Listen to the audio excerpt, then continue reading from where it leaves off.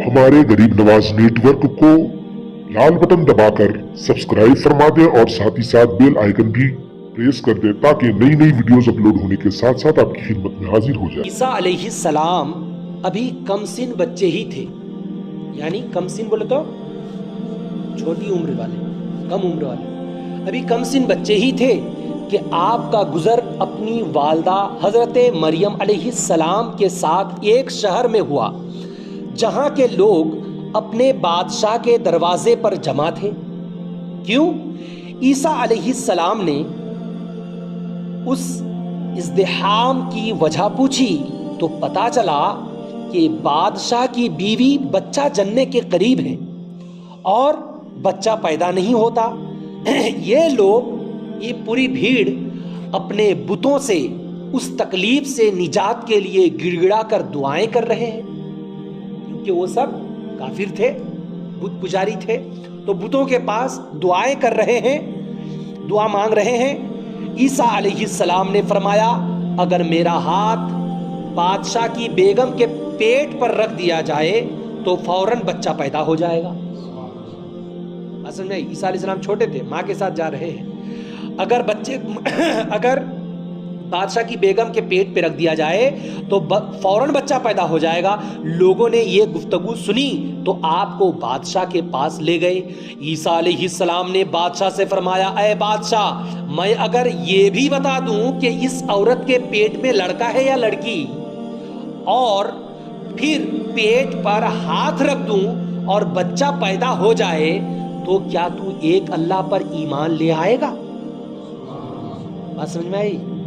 जो अल्लाह वाले होते हैं वो अपने उलूम को तबलीग इस्लाम के लिए सर्फ करते हैं, और जो दुनियादार होते हैं वो अपने उलूम को दुनिया इकट्ठा करने के लिए इस्तेमाल करते हैं। बात कुछ समझ में आ रही है?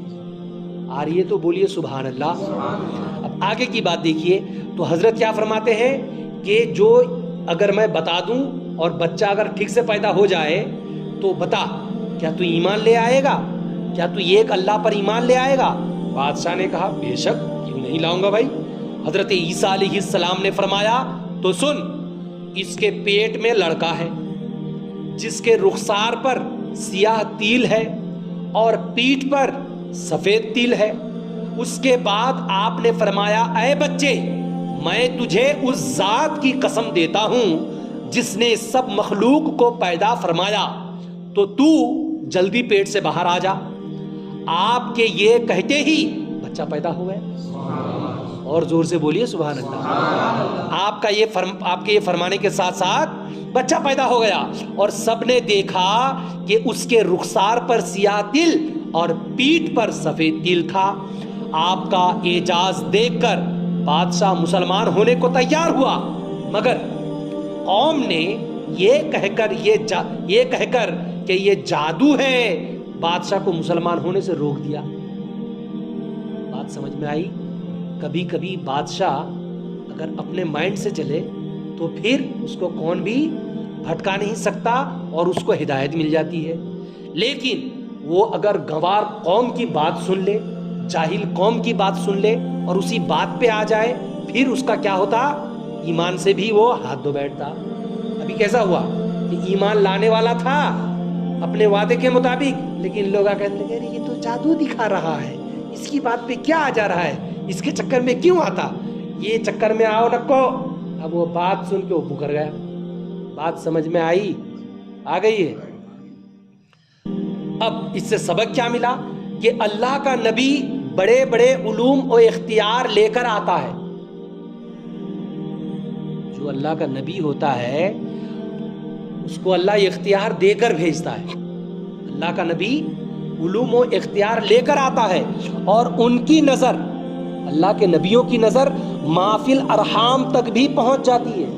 अरहाम रहम की जमा, रहम का माना पेट होता है, अरहाम यानी माँ के पेटों तक अल्लाह के नबियों की नज़र पहुंच जाती है। क्यों? इसलिए कि अल्लाह ने उनको ये इख्तियार दिया है। उनकी आंखों से ये पर्दे उठे हुए हैं, वो देख लेते हैं। बात समझ में आएगी नहीं?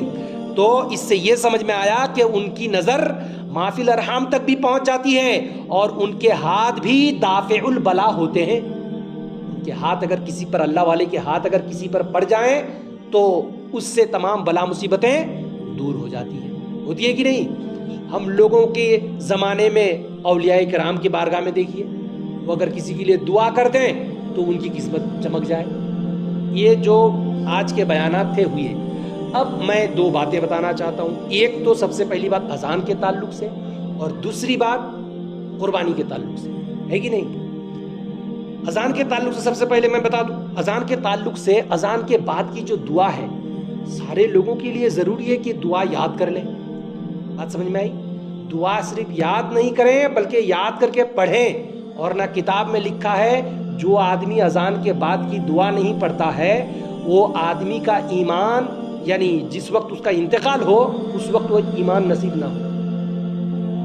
یہ خطرہ ہے, کتاب میں لکھا ہے. اور دوسری بات یہ ہے, جیسے چھوٹی چھوٹی جو کتاب ہے مسئلے مسائل کی, اس میں بھی لکھا ہے یہ کہ جو آدمی اذان دے اس کے لیے ضروری ہے کہ وہ اذان کے بعد درود شریف پڑھے. کیا پڑھے؟ درود شریف پڑھنے کے بعد دعا پڑھے تاکہ اس کی دعا قبول ہو جائے. بات سمجھ میں آئی؟ اللہم رب ہذہ الدعوۃ التامہ, یہ جو دعا پڑھتے ہیں یہ دعا پڑھنا ہر ایک پر ضروری ہے. اور اسی لیے میں جب سے یہاں پہ آیا ہوں ہمارے شمو بھائی سے میں نے کہہ دیا کہ آپ اذان کے بعد کی دعا زور سے پڑھا کریں. کیوں؟ زور سے اگر پڑھیں گے, جو مؤذن ہوگا اذان دینے والا وہ اگر زور سے پڑھے گا, بہت سارے لوگ ہوتے ہیں عام آدمی جن کو یاد نہیں ہے, ارے کم سے کم سن کے اس کے ساتھ تو زبان تو ہلا سکتے ہیں. ان کو زور سے پڑھنا چاہیے اور ٹھہر ٹھہر کے پڑھنا چاہیے تاکہ کوئی اگر آپ کی آواز سے آواز ملانے چاہے تو آرام سے ملا لے. اور پھر آخر میں صلاۃ پڑھنا چاہیے. صلاۃ پڑھنا یہ بھی صحابہ کرام کی سنت ہے. بات سمجھ میں آئی؟ دوسری مسجدوں میں پڑھیں یا نہ پڑھیں اس سے ہم کو کیا بھی مطلب نہیں ہے, ہماری مسجد میں پڑھنی چاہیے. صلاۃ کیسے؟ الصلاۃ والسلام علیک یا رسول اللہ, الصلاۃ والسلام علیک یا حبیب اللہ, الصلاۃ والسلام علیک یا نبی اللہ. بات سمجھ میں آئی؟ یہ ہونا چاہیے. اور دوسری بات یہ تو ایک بات ہو گئی. دوسری بات یہ ہے قربانی. قربانی کے مہینے کا چاند ابھی نکلنے والا ہے کہ نہیں؟ میں نے واٹس ایپ میں آج شام کو ہی اس مسئلے کو شائع کیا ہے, لہٰذا آپ تمامی حضرات بھی واٹس ایپ کے ذریعے سے بھی سن سکتے ہیں. ایک 1.5 منٹ 2 منٹ کا آڈیو ہے اور مجھ سے بھی ابھی سن لے رہے ہیں, اس کو بھی آپ شیئر کر سکتے ہیں, اپنے گھر والوں سے بتا سکتے ہیں. جتنے لوگ ہیں عاقل بالغ, یا تو اپنے بچے سے بھی آپ یہ کام کروائیے. کیا کام کرنا ہے؟ چاند نکلنے سے پہلے جسم کے جو زائد بال ہیں, مونچھ کے ہوں, زیر ناف ہوں, یا بغل کے ہوں, یا سر کے ہوں, ان تمام بالوں کو چاند نکلنے سے پہلے کتروا لیں. اور یہ جب تک قربانی کا دن نہ آئے, یعنی 10ویں ذی الحجہ, جب تک یہ تاریخ نہ آئے عید الاضحیٰ کی تاریخ, تب تک کترنا نہیں, ناخن بھی کترنا نہیں. چاہے آپ قربانی دے رہے ہوں یا قربانی نہ دیتے ہوں, اون بھی کترنا نہیں. کیوں نہیں کترنا؟ اس کے کیا فائدے ہیں؟ فائدے اس کے یہ ہیں کہ کتاب میں لکھا ہے جو آدمی قربانی نہیں دیتا نہیں, جو نہیں دے سکتا, کیا؟ جو قربانی دینے کی استطاعت نہیں رکھتا. یہاں پہ کون بھی ایسا نہیں ہے جو استطاعت نہ رکھتا ہو, سارے لوگ استطاعت رکھتے ہیں. اسی لیے قربانی کو آسان کرنے کے لیے حضور نے ایک بڑے جانور میں 7 حصے فرمائے, وہ آسانی کے ساتھ دے سکتے ہیں.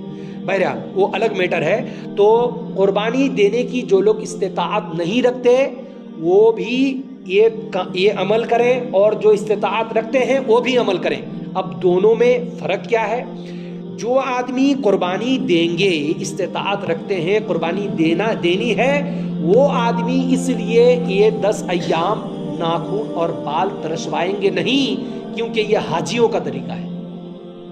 اس کا طریقہ ہے حاجیوں کا طریقہ ہونے کی وجہ سے عید الاضحیٰ کی نماز پڑھ کے آ کے تب ناخن تراشنا اور بالوں کو تراشنا, تو اللہ تبارک و تعالی حاجیوں کے مشابہ ہونے کی وجہ سے اس کا ثواب دیتا.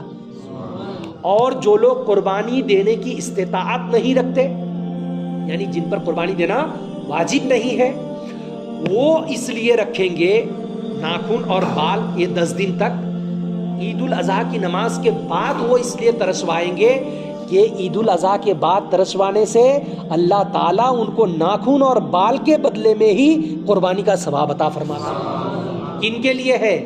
جنہوں استطاعت نہیں رکھتے، دھیان سے سنیے، اور نہ پتا چلا جو استطاعت رکھتے وہ بھی ناخن اور بال بڑا کر کے رکھ لیں گے اور پھر کہیں گے میں تو کیا نا، میرے تو ہو گئے نا۔ ایسا نہیں ہوتا۔ اللہ تبارک و تعالی دلوں کی خبریں جاننے والا اور بڑا بے وقوف آدمی ہے وہ جو قربانی کے ٹائم قربانی نہ کرے۔ اللہ آپ کو دیا ہے اور حکم بھی دیا ہے کہ تم قربانی دو، اور حکم دینے کے بعد اگر اس کی راہ پر آپ اس کے دیے ہوئے مال میں سے خرچ نہ کریں تو بے وقوف نہیں تو چالاک کہا جائے گا۔ بے وقوف نہیں ہوتے بلکہ بہت بڑے خسارے میں ہوتے ہیں۔ اللہ فرماتا ہے میرے دیے ہوئے مال کو میری راہ میں اٹھاؤ، میں تم کو برکت دیتا ہوں۔ اس چیز میں اللہ رحمتیں عطا فرماتا، برکتیں عطا فرماتا۔ بات سمجھ میں آئی؟ جتنے لوگ، کیونکہ آپ لوگوں کو میں اس لیے بتا رہا ہوں آپ ہمارے انڈر میں ہیں، اسی لیے آپ کو بتانا یہ میرا کام ہے۔ یہاں تو بتانے کے لیے کوئی فرشتے تو آئیں گے نہیں، آئیں گے کیا؟ کوئی دوسرے تو ملک سے کوئی بہت بڑے مولانا تو آئیں گے نہیں۔ تو اب مجھ سے ہی آپ شریعت کا حکم سن رہے ہیں تو اس پہ عمل کیجئے۔ آپ عمل کرنے سے آپ کے فرائض و واجبات بھی ادا ہو جائیں گے اور میں جو بتا رہا ہوں مجھے بھی اس کا ثواب مل جائے گا، ہے کہ نہیں؟ قربانی دینے والے کے لیے ہر ایک شعر کے بدلے، یعنی ایک لوم جو بال ہوتے ہیں نا جانور کے، ایک بال کے بدلے میں اللہ تعالیٰ نیکیاں عطا فرماتا ہے۔ اور حضور نے فرمایا کہ قربانی ذبح کرتے وقت خون اس کا زمین میں بعد میں گرتا، پہلے اللہ تبارک و تعالیٰ اس کو قبول فرما لیتا ہے۔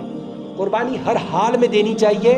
آپ قربانی کس انداز سے دینا ہے، کہاں دینا ہے، یہاں کے ماحول خراب ہے یا کیا ہے، وہ آپ انتظام خود کر لیجیے، ہے کہ نہیں؟ اللہ تعالیٰ ہم لوگوں کو مجبور محض نہیں بنایا، پتھر نہیں بنایا ہے۔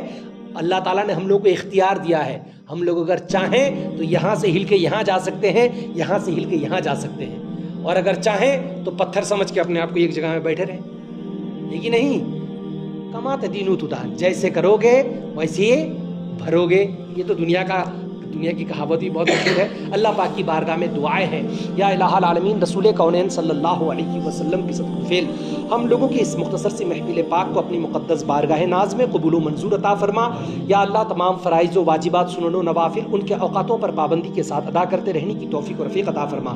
وصلی اللہ تعالی علی خیر خلقہ محمد وعلی آلہ واصحابہ اجمعین، آمین برحمتک یا ارحم الراحمین، بحق لا الہ الا اللہ محمد رسول اللہ صلی اللہ علیہ وسلم۔